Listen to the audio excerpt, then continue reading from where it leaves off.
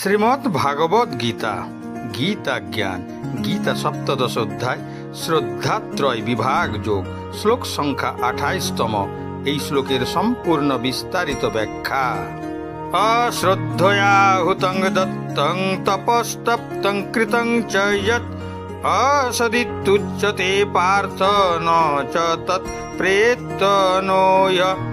হে পার্থ, অশ্রদ্ধা সহকারে হোম, দান বা তপস্যা যা কিছু অনুষ্ঠিত হয় তাকে বলা হয় অসৎ।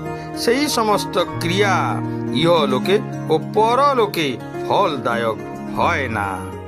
এই শ্লোকে ভগবান শ্রীকৃষ্ণ স্পষ্টভাবে অস্বীকারের ভাষায় বলেছেন যে বিশ্বাস ছাড়া কোনো কাজই এই পৃথিবীতে বা মৃত্যুর পরেও কোনো কল্যাণকর ফল পাওয়া যায় না। কর্মের ফলাফল নির্ভর করে ব্যক্তির বিশ্বাস, উৎসাহ এবং দৃঢ় সংকল্পের উপর। মানুষের বিশ্বাসই তার কর্মকে মহিমান্বিত করে। অতএব কর্মের ফলাফল মূলত ব্যক্তির বিশ্বাসের উপর নির্ভর করে। এখানে স্পষ্টভাবে বলা হয়েছে যে যারা শাস্ত্রে বিশ্বাস না করে কাজ করে তারা এই জীবনে কোনো শুভ ফলাফল পায় না, কারণ তাদের কাজ সঠিকভাবে সম্পাদিত হয় না এবং তারা বৈদিক শাস্ত্রের নিয়ম কানুন অনুসরণ করে না। তাই তারা পরবর্তী জীবনেও কোনো শুভ ফল আশা করতে পারে না। অতএব ব্যক্তির বিশ্বাস তার মন এবং বুদ্ধির ধারণার উপর ভিত্তি করে হওয়া উচিত নয়। এটি বৈদিক গ্রন্থ এবং গুরুর অকাট্য প্রমাণের উপর ভিত্তি করে হওয়া উচিত।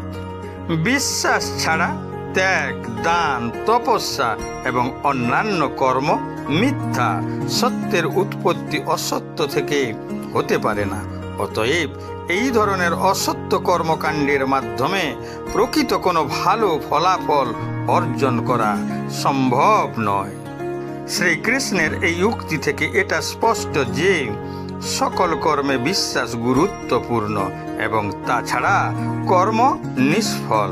বিশ্বাসের এই নিয়ম কেবল আধ্যাত্মিক ক্ষেত্রেই সত্য তা নয়, পার্থিব ফল লাভের ক্ষেত্রেও এই কথাটি সত্য প্রমাণিত হয়।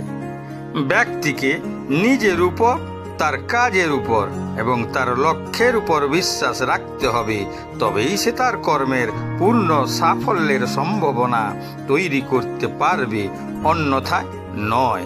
তাই ভগবান শ্রীকৃষ্ণ বলেছেন যে অবিশ্বাসের সাথে করা যোগ্য দান, তপস্যা মিথ্যা।